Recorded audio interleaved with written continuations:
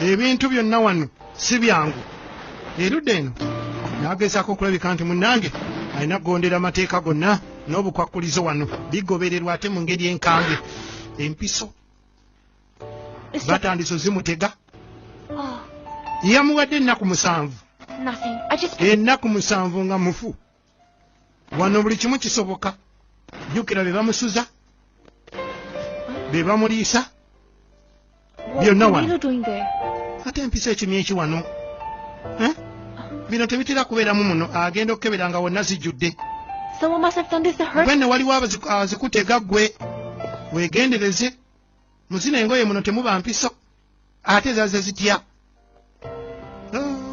kati no kigenda okulaba nga omukyalo ono omutujju kiki mukanula kyamaaso mukole abogoka akanga owaayi lwaki tewummuddemu nga ndaba okoze nnyo munnange tokooye ndi fine ekikulu emirimu mingi beddayo zikanjira nga nkola owulidde tofaayo munnange kanjira ngenda mu maaso naye ng'agenda mu maaso pakadde ekiri wano tetusobola omuwonyamu ebiwundu ku mutima ya tumuggyemu eyo embeera omusajja akola okuva ku makya teyeebaka ssaawa mmeka abeera ku mirimu tukoze tutya ki ekigenda mu maaso za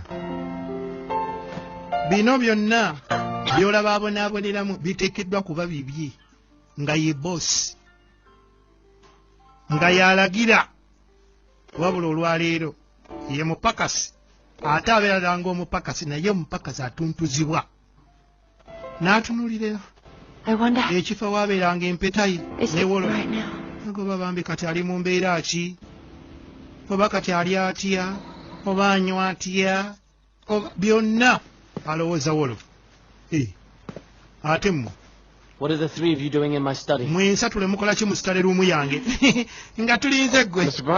Bai, what if we had a little chat? Oyinza tula tunyumyemu Mr. Bai, why don't you put your heart out to us? leero twagala ojjayo omutima gw'otubuulire mbagireyo omutima If you like, I can cut your hearts out singa instead. mwagala ejjamu gye ngenda okubaaga ngibagyemu ngibalage Get out. mufulume ofisi yange Hey, lindako boosi I found a super popular modern and twasanzeewo twafunyeewo engeri heal your gye wounds tusobola okutaasaamu omutima ne gwona instant. ya ne gwonerawo This is normal for Stone. ya manyi bino sitooni yatera What are you obbikola doing here, Shugwan? ate gwe shugwani nawe weetabye weegase kuwonuwa olugambo muno ye mumanyi kasalabe kyali mu kabisala gurupu When I get back, ngenda I okudda want to see all of you gone. sibasangawo muwulidde munviire agenda Miss- kiri I bwe think it's best for Miss Jong if you're happy. tulowooza nti ne mukazi we tegudde Best for Miss naye nno you're happy. kino nno kiyinza okuwa essanyu tomanya I mean, kye ŋŋamba getting over this pain you're in. singa oyita mu bulumi nga buno n'otereera It gets over it and ebintu ng'ebyo none of us will Fenna- have to worry about it. ya tujja kubaawo nga tetukweraliikirira For her. kale kikole ku lwa mukazi wo for her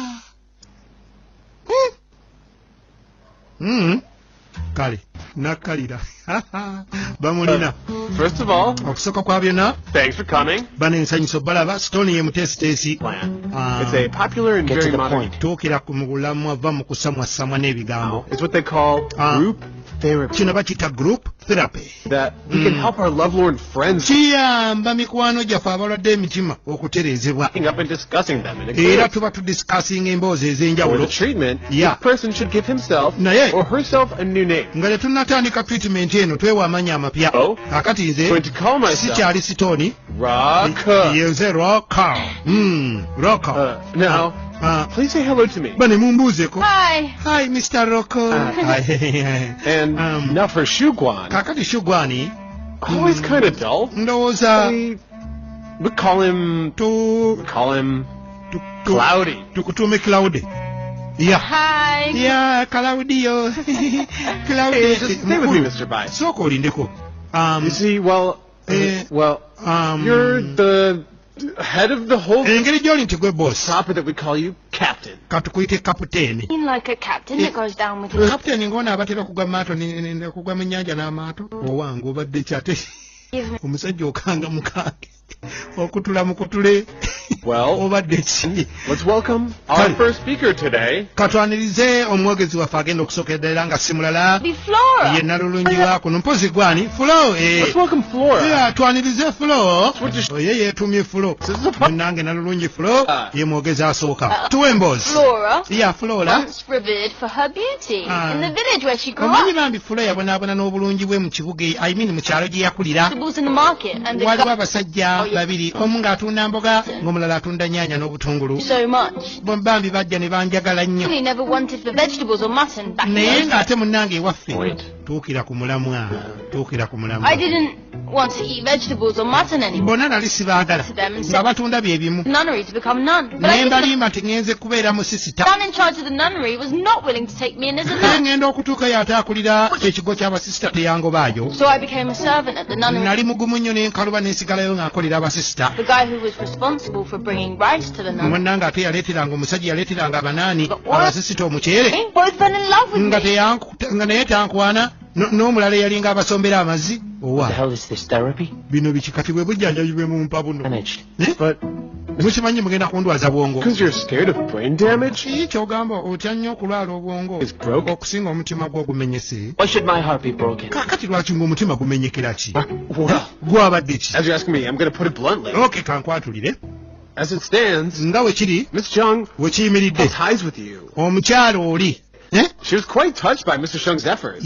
yasazeewo okwekutula ku kukwejjako And the moment they get back together, n'asalawo agende ne mutowo olaba bw'ayinza omufumbirwa and Miss Chung will end up being your awo your sister-in-law, am I right? mukazi wo ataafuuke mulamu wo okitegeera Thank you for your concern. weebale kufaayo My kakategeera heart. naye kiriwo ekiti But I'm even more worried about your heart. kati ate omutima gwange nga guli awo nsinze kweraliikirira gugwo Swimming is good for the heart. nawulira bagamba nti okuwuga kujjanjaba omutima I think it'll But be they to could- swim across the Huangpu River. lwali badde ogenda naawe n'owugako oba mu mwala gwonna oba mu kiddaamu kyonna Mr. Bai.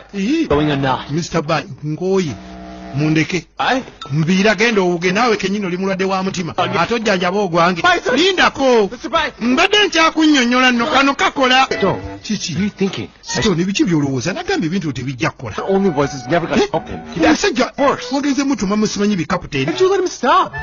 He wasn't over yet. The phone. nammwe wembadde ndagawo obadde bwajja kukola akalagala kabadde kakola Really? kano kafirape gye kali come on omanyi kakkana It seems like Kirabika. I'll have to use my plan after all. nina okukozesa pulaani yange You have a plan? olinayo pulaani endala His olinayo wounded heart can only be cured by the person who caused it. You kirabika want to see Miss Chung, right? obulumi Make it happen for him. bw'alina buwona kuwonyezebwa oyo eyabuleeta kyekyo kati kanjiye engeri gye ndeetamu mwana muwala oli basisinkane twakomye mulaba nga yagenze mu factory kukola mirimu erudda wano kyeyune byalowooza bingi omuntu gye yamulese Genius. waayi mugezi wange Genius. mugezi wange What's up? kiki kalimagezi kugamba ki edita Details on the textile mill. ali wano anoonyereza ku bikwatagana ku kampani eno mu fakitole eno ey'engoye Work in the textile factory for the Ye family. kubanga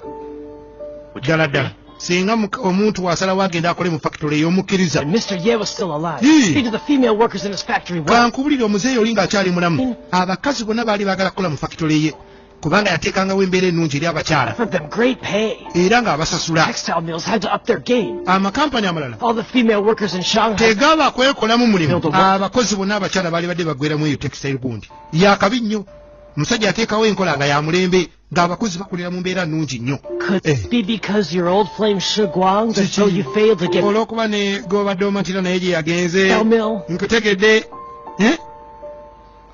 I went to the textile mill. nagenzeeyoko And I saw some female workers looking naye pale. naye sanga abakyala nga bambi embeera yaabwe si nnungi bakovu basiiwuufu Their guts up. bakolola Overworked and malnourished. kirabika nga abakola ennyo mu ngeri y'okubonaabona So much batuntuzibwa embeera gye bakoleramu workers even si nnungi have to work through the night. kirabika bakola n'ekiro simanyi I'm really worried about her. mpulira ndi mweraliikirivu ku ye oba kikyamututteyo You're just lovesick. ekikulu eyo laavu yeekuli obubi Long, and you're up. laavu yeekuluma leka omukazi akole See, you're saying kyogamba I don't need to worry. Seetaaga kutya. Of course you don't. Kati ng'otya ki? The textile mill's run by the Yeh family. Eyo factory ejjukira ya Yems family. Eyo tewali tabuleko omukazi akole laavu. Ebbo balikutte. Guma muganda wange. Company factory ya Yen. Nkoze